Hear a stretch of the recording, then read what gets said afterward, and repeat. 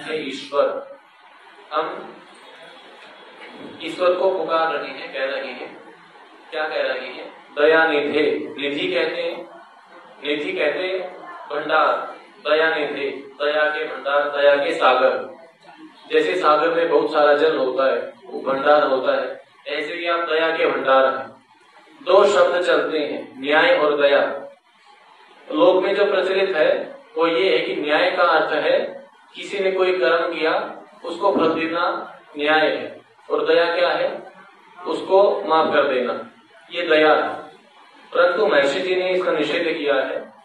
दया और न्याय का अर्थ इस प्रकार से किया कि हमारी सामने वाले के प्रति जो उसका भला करने की भावना है कि इसका भला हो, ये दुखों से बचे, सुख को प्राप्त करे, इसको कहते हैं दया। और केवल भावना मात्र से उसका भला नहीं होगा, तो ये जो भावना है, जो दया है, ये जब व्यवहार रूप में आएगी उसको बोलते हैं न्याय। कोई विद्यार्थी है, वो पढ़ता नहीं है, मस्ती करता है, शरारत करता है, खेलता कूदता है, तो जो अध्यापक है उसके मन में उसके प्रति दया है। वो चाहता है कि पढ़े, नहीं पढ़ेगा तो फेल हो जाएगा, आगे कठिनाई होगी, फिर उसको दंड देता है। मन में जो भलाई की भावना है वो दया है, और जो दंड देना है वो क्या है जी? न्याय है। तो इस प्रकार से आप दया के भंडार हैं, आप दयालु हैं।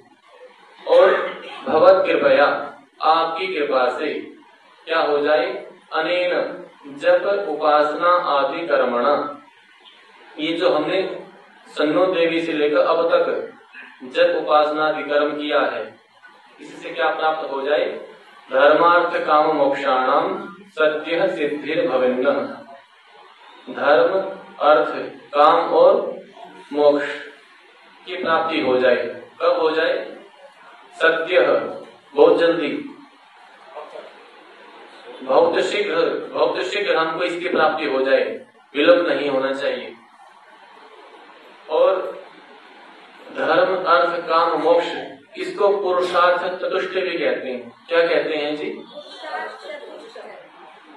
ये जी शुरू से ये वाला भाग ठंडा है, पता नहीं मेरी कक्षा में ही है, वैसे पूरी में ही है। क्या होता है जी ये पुरुषार्थ चतुष्टय? क्या होता है जी? धर्म, अर्थ, काम, मोक्ष। धर्म, जो कार्य वेद में करने के लिए कहा है उसे करना, और जिसका निषेध है उसे न करना धर्म है।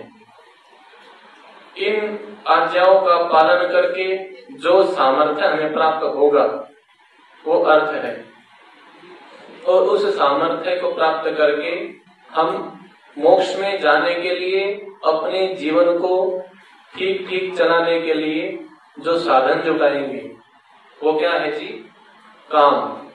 और ये तीन साधन हो जाएंगे तो फिर हमको क्या मिल जाएगा? मोक्ष, मुक्ति।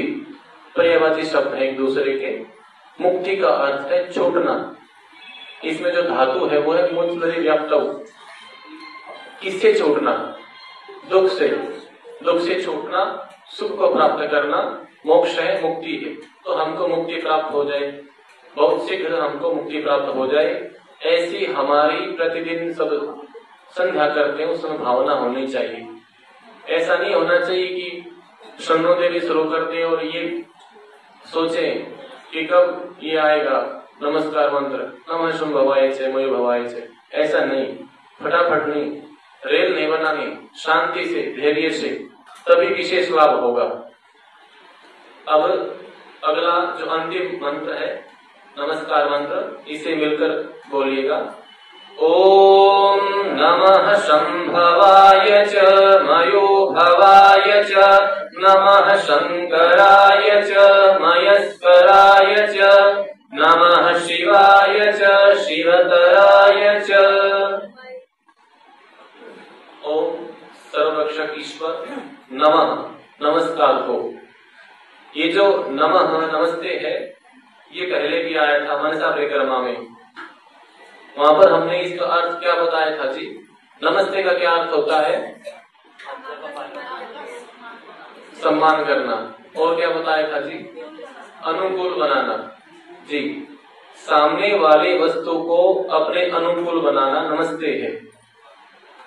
सबको हाथ जोड़ के नमस्ते नहीं करते, क्योंकि वेद में आया है चोरेभ्यो नमः तस्करेभ्यो नमः। चोर को नमस्ते हाथ जोड़ के, जेल में डाल के, तस्कर को नमस्ते दंड दे के, उसको भयंकर दंड दे के उसकी नमस्ते, उसको अनुकूल बनाना।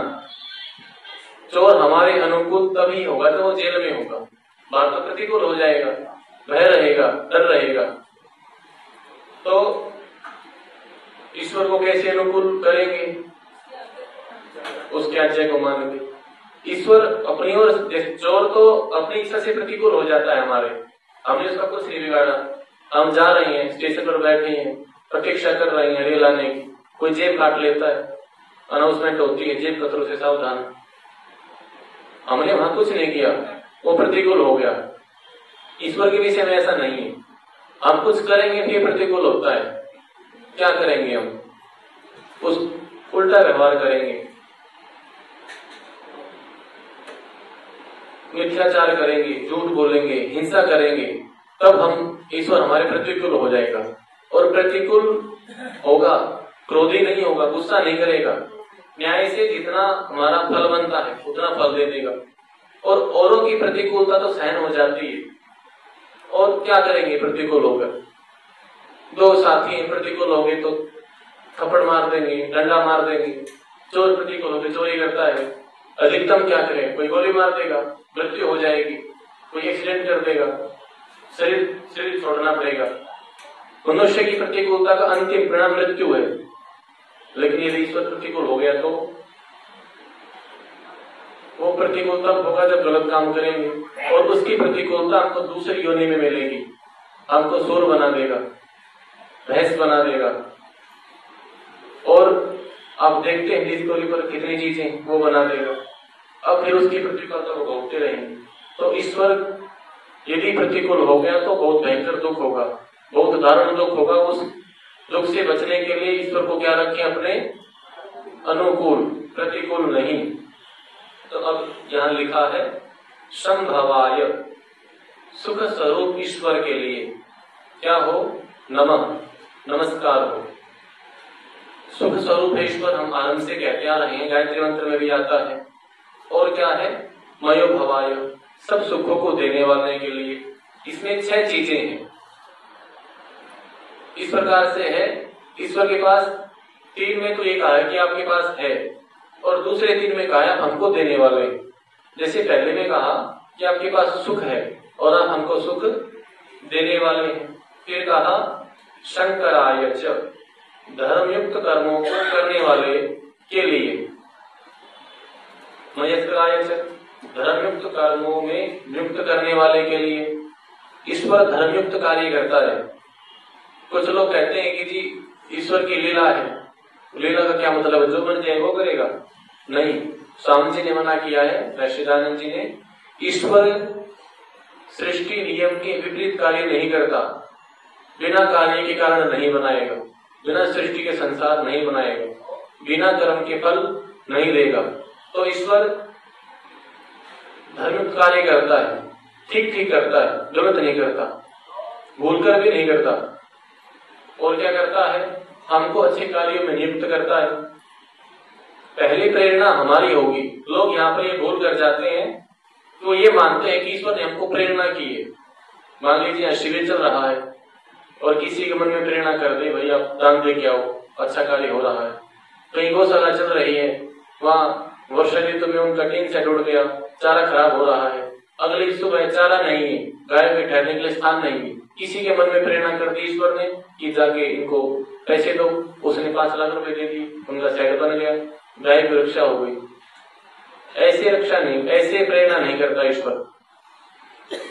यदि ऐसे करेगा, मान लीजिए किसी सेठ के मन में कर दी प्रेरणा, वही दे के आओ, और सेठ का मूड बदल गया, अब अगली बार देखेंगे, तो ईश्वर ने जो प्रेरणा की वो झूठी हो गई, बदल दी उन्होंने।